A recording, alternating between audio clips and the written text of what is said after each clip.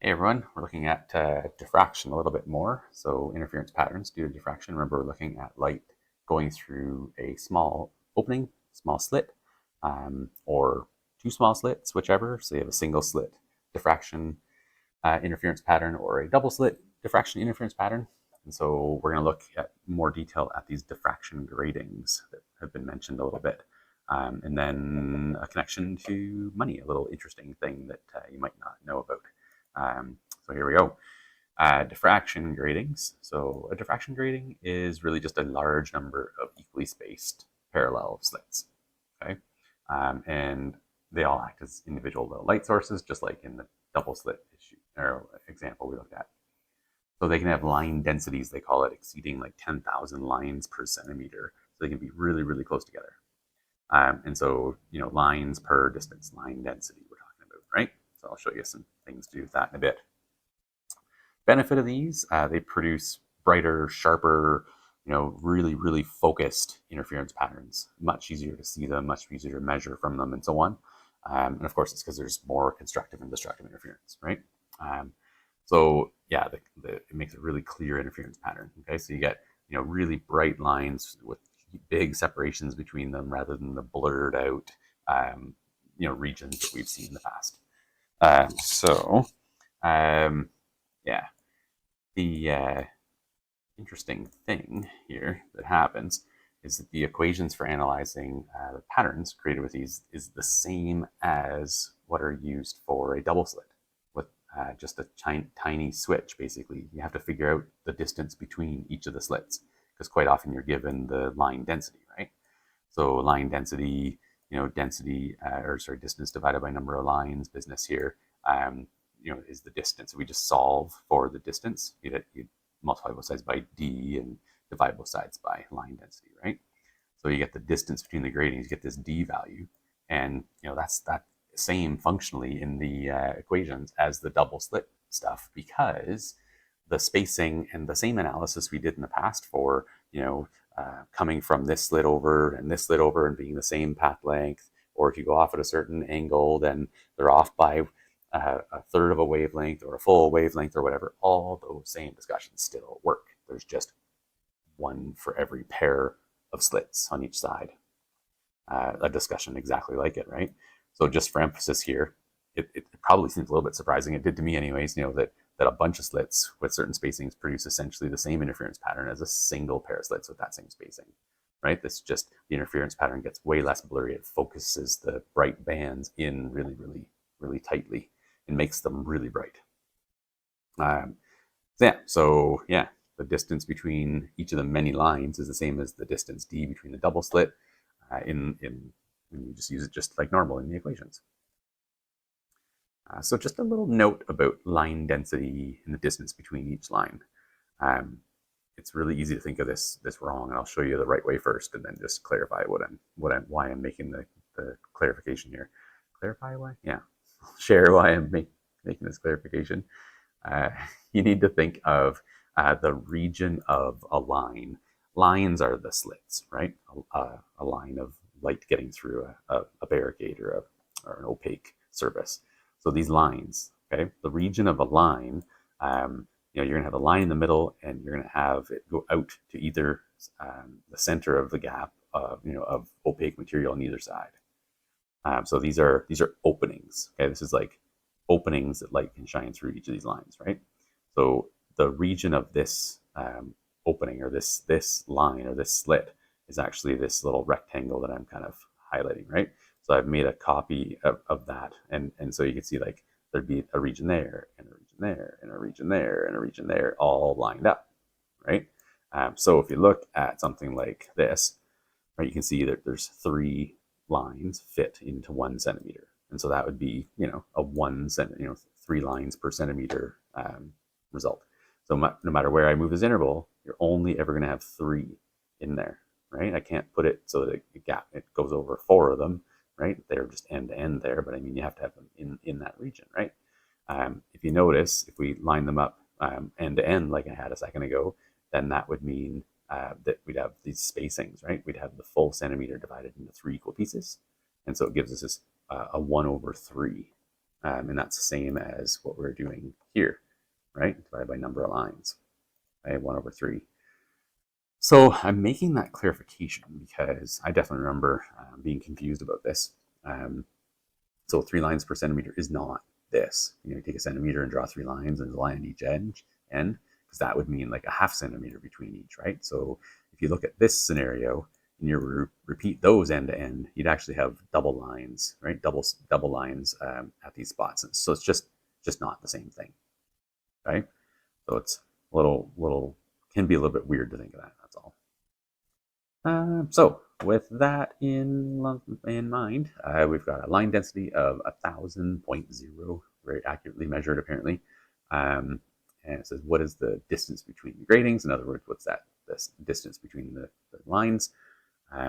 So you could look at it as, you have line density equals number of lines per distance. So you have 1,000 equals this one number of lines per distance, right?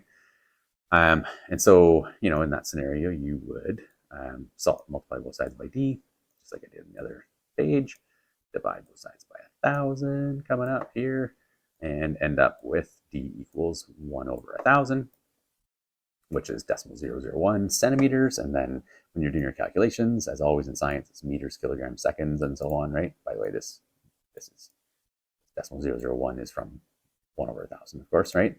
So yeah, you're going to convert that to meters though, right? There's 100 centimeters in a meter, so we're just moving that decimal place two more spots over. So you see there was 2 zeros there, and now there's 4 in between the decimal place and that, right? So there's an extra 2 zeros, that 100 centimeters per meter, or 1.0 times 10 to the negative 5 meters in this case. Units for this, you look at, you're doing 1 divided by 1/centimeters. This 1,000 is lines per centimeter, right? A per centimeter unit. And so you can tell we're doing 1 times this invert and multiply procedure for math. So it's giving us, of course, the units of centimeters that we had, and then converting to meters. I'm going to show you another way of looking at this, just because it's really useful. I'm a big ratios fan. I use ratios for mixing oil for gasoline. I use it for mixing water with mortar for doing tiling and house renovations. I find ratios to be way more valuable than people tend to realize, or not enough emphasis put on it. And so I just want to show, this is yet another. As soon as I see this, as soon as it's lines per centimeter, I'm thinking ratios, right? So you have lines to centimeters ratio. You got 1,000 to 1 ratio. So we have a 1 line, or 1 spacing, if you want to think of it like that, to the d value, the distance between. And when you're working with a ratio, you just have to figure out what you need to multiply by, right? And so you just look at what the multiple is in the other end of the ratio, and it's always going to be the second divided by the first. Any multiple is described by the second number divided by the first number, right? So you can see we're multiplying by 1/1,000, which is exactly the same as the other side over here, right? Anyways, so we have this number here being the 1 times 1/1,000. In other words, d equals 1/1,000, which is the same stuff. Right? So the distance between consecutive lines is between, like, 1 distance between, right? That's the 1 here, right? 1 distance between is 1.0 times 10 to the negative 5. Right? Having seen that, of course, you could think of this as an equation. D equals 1/n, where n is your line density and d is your distance between the slits. Okay, so you can use an equation, or you can just carry out the logic on the previous page. Not because I really prefer having an equation that doesn't mean a whole lot to someone, but for efficiency and space and whatnot, I'm going to show the d equals 1/n in the use here. Okay, but what we've got is actually questions just like normal, except that it's a diffraction grating, right? Normal meaning the stuff we've seen recently, except it's a diffraction grating. So the only thing different is really you have to get the, this was a old box here that I didn't get rid of. Basically, first you got to get the spacing, right? The d value, right? So they gave you this 5,000 lines per centimeter. Well, then you do your d equals 1/n. So d equals 1/5,000, d equals 0.002, or 2 extra zeros for meters, and stick put it in scientific notation so it's easy to work with and write down and so on. Counting zeros every time, right? So you have your number. Okay, so after that, you're going to use the equation you used previously that you've learned that is to do with bright fringes at 28 degrees and with spacing of a certain amount, right? And so that is the one. Now, do I have that equation memorized? No.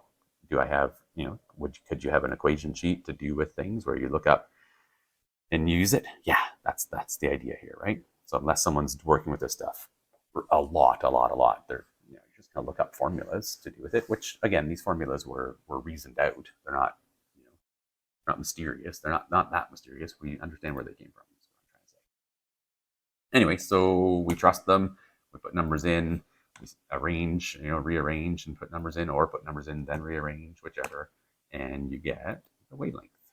Okay, so you can get the wavelength of the light like we've seen before. Same along the same lines here, this kind of thing where we have gave the wavelength and gave the diffraction grating. So in other words, roundabout way, they gave you the distance between two slits. And it says it's 50 centimeters from the screen. That's going to be your L value, if you remember from the previous lesson. And yeah, again, you just get your spacing. So spacing divided by 1200 this time gives us this. And yeah, grab the equation that has those things in it. We want the delta. We're asking for what the distance between adjacent bright fringes is. That's our delta x, if you remember from the previous work. If not, go back and look at it. But yeah, that's what it is. Numbers go in, and we get our answer. And what else was next here? White light composed of all the wavelengths and so on. Long story short, they're looking for the value, the wavelengths associated with different colors, right? And you're measuring colors at certain angles. And so the angles stuff, right, that we had here come up again, that equation again, right? So this isn't shown as clearly, but that's just your 1 over n, essentially, giving you your distance between. And we pull out the formula that has the angles in it, and we plug in values, and we get wavelengths, right? So there's the wavelength, and again, same work for the next angle, and same work for the next angle, right? By the way, there's the equation, I guess.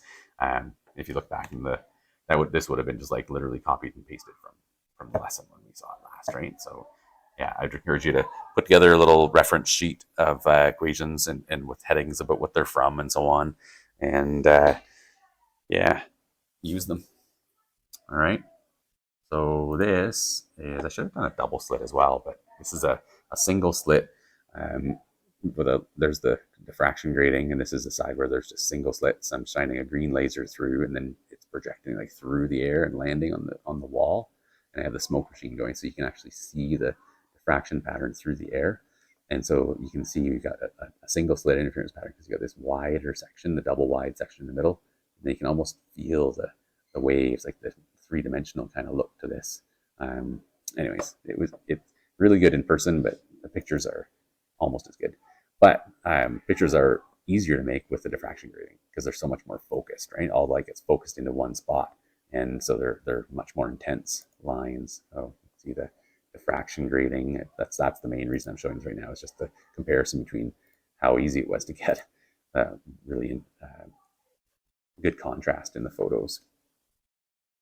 And so the money thing. So that's the who would think that these three things have something in common: light, waves, and money. Right? This sequence of pages was put together for a different course, so it's just introducing a weird, different topic to them that they've never seen before. And so I have a slide, slides for that, right? So it turns out light behaves as a wave, even though we think of light as being made up of particles called photons. So more about that soon. That's the grand finale, if you will, of this whole unit we're building towards, right? To look at wave property versus particle property of light. But for this, like I said, for these slides, people hadn't really thought about it as much. So of course, waves spread out into circle patterns, right? That's diffraction. And so basically showing like light does this too, right? So this is the pencil trick, right? Hopefully you've had a chance to try it. Just take two pencils, elastic band them together, or even just hold them together. And with a little bit of thickness on one side, you have a gap there. You can squeeze the gap to get it to go to different lengths, and it's pretty easy to end up seeing diffraction. Anyway, so yeah, you get this like when you squeeze it, it spreads it out like that. It's just like the waves spread out, right? Was the idea. So then I'm pointing out the dark spots, which of course you are well aware is destructive interference. And so if you have an up ripple combining with a down ripple, they literally cancel out. So there's spots where there's no waves, right? There's clearly a wavefront like this and a wavefront like this, but where they're destructively interfering, it's flat, right? Not bumped up like the rest of the wave. So yeah, seeing the lights destructively interfering and waves destructively interfere, makes that big connection in this little intro slide. And I showed the idea of the sine waves arriving out of phase, right? So they arrive at different spots and in or out of phase, giving you the brights and darks.